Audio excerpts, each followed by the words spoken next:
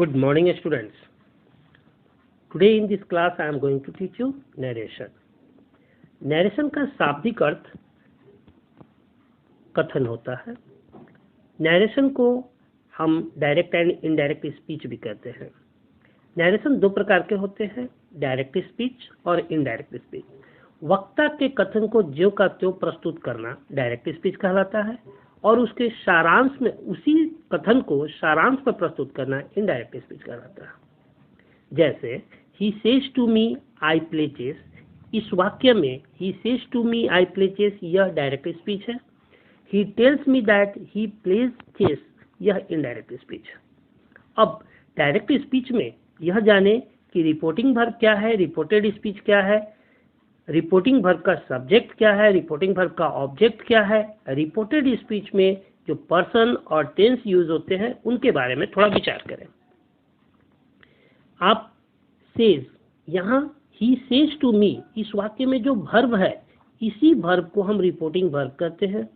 इस वर्ब का ही इस वर्ब का सब्जेक्ट है और मी इस वर्ब का ऑब्जेक्ट है।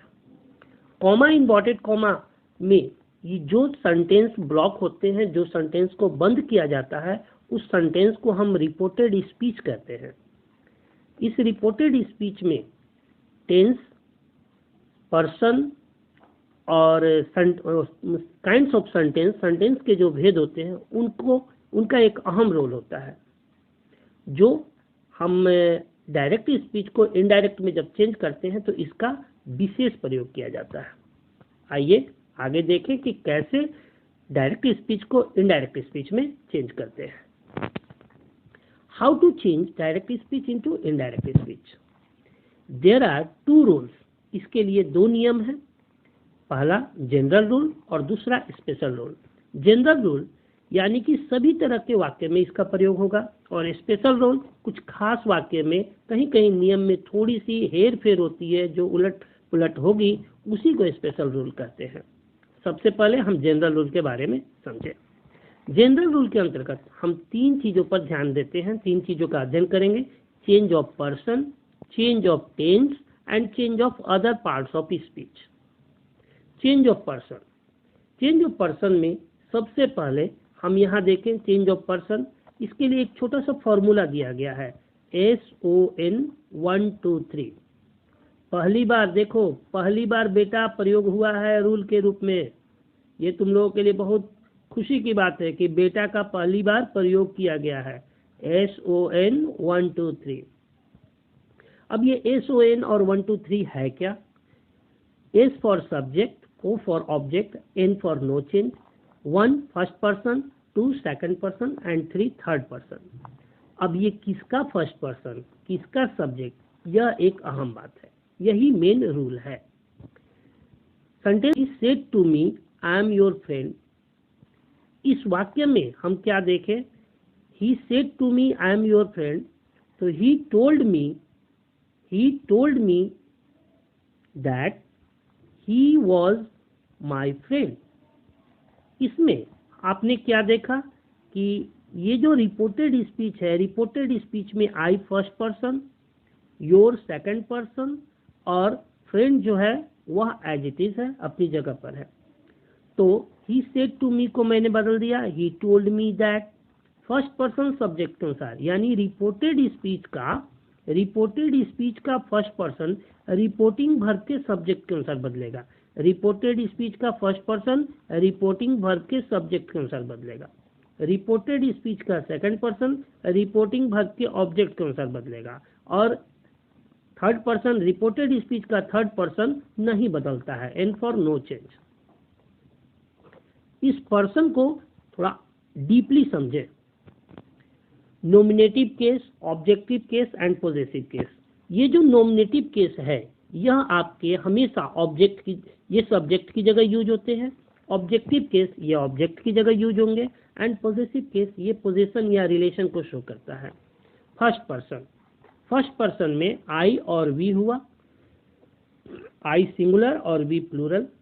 सेकंड पर्सन यू सिंगुलर और प्लूरल दोनों के लिए। थर्ड पर्सन में ही, सी, इट ये सिंगुलर है और दे आपका प्लूरल है। ही अगर किसी लड़के का नाम हो तो वहाँ हम ही के ही कैटेगरी में उसको सर्च करेंगे, कोई लड़की का नाम दिया हो तो वहाँ सी के कैटेगरी में टच होगा। ये एग्जाम्पल से हम समझने का कोशिश करेंगे। इसका नॉमिनेटिव केस आई का ऑब्जेक्टिव केस मी होता है और इसी का पॉजेसिव केस माई या माइन होता है। माई पॉजेसिव एडजेक्टिव है और माइन पॉजेसिव प्रोनाउन है, इसको भी ध्यान में रखेंगे। We us our ours, you you your yours, he him his his, she her her her, it it its इसका पॉजेसिव प्रोनाउन नहीं होगा। They them their their. इस तरीके से इसको ये पूरे कॉलम को लर्न करना बहुत ज़रूरी है। टोटल जितना भी आप नरेशन में चेंज ऑफ पर्सन जो चेंज करते हैं सब इसी पे आधारित है। एक एग्जांपल देखते हैं। He said to me I am your friend and you are my friend. बहुत ही कॉमन एग्जांपल है। इसमें आपको क्या देखना है, अगर ये आप अपने से सेल्फ बना लेते हो तो समझो कि तुम्हें चेंज ऑफ पर्सन समझ में आ गया। यहाँ देखेंगे ही सेड टू मी तो he told me that, I first person subject के अनुसार यानी ही, एम पास्ट टेंस के अनुसार तो was, your second person object के अनुसार my friend, and you second person object के अनुसार आई, आर की जगह was, my first person subject के अनुसार हिज फ्रेंड। ये पूरा का पूरा कॉलम याद रहेगा तभी जाके बनेगा। चेंज ऑफ पर्सन के बाद नेक्स्ट रूल है change of tense. Change of tense यह बहुत ही अहम रोल रखता है और ये reporting verb change of tense आप हमेशा ध्यान देंगे। सबसे पहले इसके लिए आप जब भी चेंज ऑफ टेंस का काम करेंगे तो रिपोर्टिंग वर्ब पर ध्यान देंगे। रिपोर्टिंग वर्ब ही इस पर मेन ध्यान देना है। चेंज ऑफ टेंस के बाद यहाँ rule 1, if reporting verb is present और future tense the tense in the reported speech unchange. अर्थात अगर रिपोर्टिंग वर्ब यहाँ ध्यान देंगे ही सेज या विल से, अगर रिपोर्टिंग वर्ब प्रेजेंट या फ्यूचर टेंस में हो तो reported speech I am your friend, ये जो सेंटेंस दिया हुआ है इन्वर्टेड कॉमा इन्वर्टेड कॉमा में, ये इसका जो टेंस है वो नहीं बदलेगा। ही सेज और he will say to me I am your friend, तो ही टेल्स या he will tell me that he is my friend। मैंने इसमें कोई भी टेंस चेंज नहीं किया क्योंकि रिपोर्टिंग वर्ब मेरा प्रेजेंट या फ्यूचर में है। Second rule number 2, reporting verb is in past tense. यहाँ देखें रिपोर्टिंग वर्ब पास्ट टेंस में है। Reporting verb is in past tense, tenses in the reported speech changed into a corresponding past tense. तो ये जो reported speech का जो tense है, इसके जो भाग, ये जो पूरे सेंटेंस प्रेजेंट के जिस पार्ट में होंगे पास्ट के उसी पार्ट में बदल जाएंगे, जिसको हम कॉरस्पॉन्डिंग पास्ट कहते हैं। He said to me you are poor in study, ये आप क्या देख रहे हो कि प्रेजेंट टेंस में है, मैंने इसको पास्ट में बदल दिया।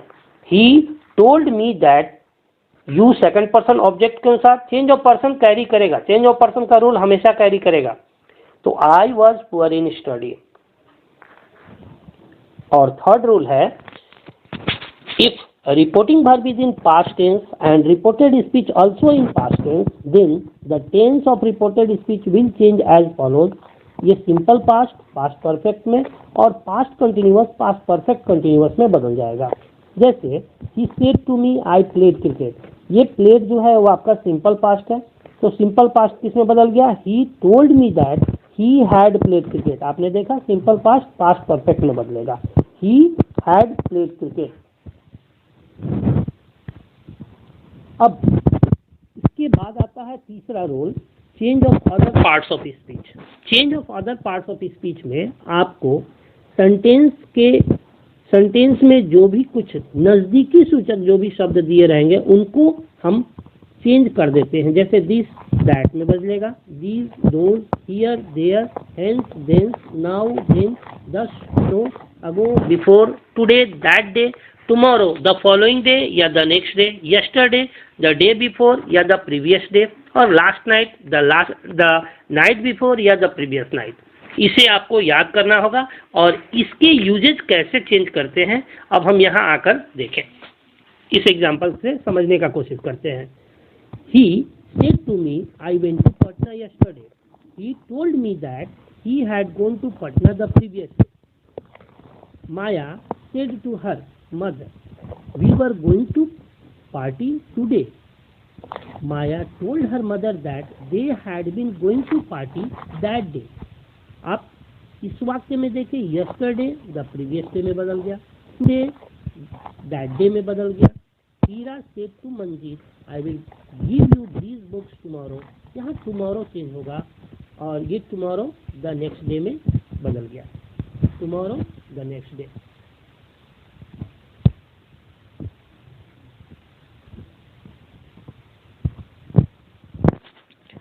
हीरा told Manjeet that he would give him, second person object कौन सा, those, these को those में चेंज किया, books the next day, tomorrow किसमें बदला, the next day में। ये अब तक मैंने जो आपको बताया ये सभी जनरल रूल है। जनरल रूल के अंतर्गत तीन चीज़ों का ध्यान रखना था, change of person, change of tense और change of other parts of speech. ये तीनों क्लियर हो गया। अब जो नरेशन हम बनाते हैं, नरेशन जब भी बनाते हैं तो नरेशन लगभग ये आपके 5 वाक्य, काइंड्स ऑफ सेंटेंस जो है ये 5 वाक्य के नरेशन हम बनाते हैं। सबसे पहले assertive sentence, interrogative sentence, imperative sentence, objective sentence and exclamatory sentence. अभी जो मैंने जितना भी जो जनरल रूल बताया ये पूरा का पूरा आपका जनरल रूल असर्टिव सेंटेंस पूरा फॉलो करता है। ये जनरल रूल पूरा फॉलो करेगा। इंट्रोगेटिव में थोड़े से स्लाइटली चेंज होते हैं, उसी को स्पेशल रूल के नाम से जाना जाएगा। यहाँ से हमारा रूल चेंज होते चलेगा, लेकिन जनरल रूल सबको ही को फॉलो करना है। तो असर्टिव सेंटेंस यानी कि आपने एक सेंटेंस, एक काइंड ऑफ सेंटेंस बना लिया, पूरे समझ में आ गया। अब इसमें कुछ ऐसे वाक्य होते हैं जो कोई नियम लागू नहीं करता, जिसे हम यूनिवर्सल ट्रूथ कहते हैं। अब आप यूनिवर्सल ट्रूथ में क्या देखेंगे, वैसी सत्य कही हुई बातें, चिरंतन सत्य जिसमें कहीं कोई परिवर्तन नहीं होता, वो चिरंतन सत्य होता है। जैसे कि कोई लोकोक्ति, मुहावरा या कोई सिद्धांत, ये सारी बातें आपके यूनिवर्सल ट्रूथ के अंतर्गत आते हैं। जैसे my teacher said honesty is the best policy, my teacher said that honesty is the best policy. मैंने यहाँ कुछ नहीं किया, कॉमा इन्वर्टेड कॉमा की जगह केवल दैट का प्रयोग किया। ये किसी भी नियम को फॉलो नहीं करता, या जो कहते हो कॉमा इन्वर्टेड कॉमा की जगह दैट लगा दो, बस आपका ये सेंटेंस सही हो गया। The teacher said oil floats on water, the teacher said that oil floats on water. Anukalp said to Ashi 2 and 2 makes 4, Anukalp told Ashi that 2 and 2 makes 4। इस तरीके से मैंने इस वीडियो के अंतर्गत आपको काफ़ी आसानी से समझाने का प्रयास किया कि नरेशन है क्या, और नरेशन केवल रूल सीखना उतना महत्व नहीं रखता जब तक कि आप प्रैक्टिस नहीं करो। तो आई होप कि आप अच्छे से घर पे प्रैक्टिस करोगे, और जहाँ भी कंफ्यूजन होगा आप कमेंट बॉक्स में उस कंफ्यूजन को जरूर से लिखो। मेरा प्रयास होगा कि आपको तुरंत अगले वीडियो में उसका कंफ्यूजन मैं दूर करूंगा। इसी तरीके से आपको लगातार ये वीडियो मिलते रहेंगे। तब तक के लिए धन्यवाद। आप लाइक और शेयर करना न भूलें। Thank you. Have a nice day.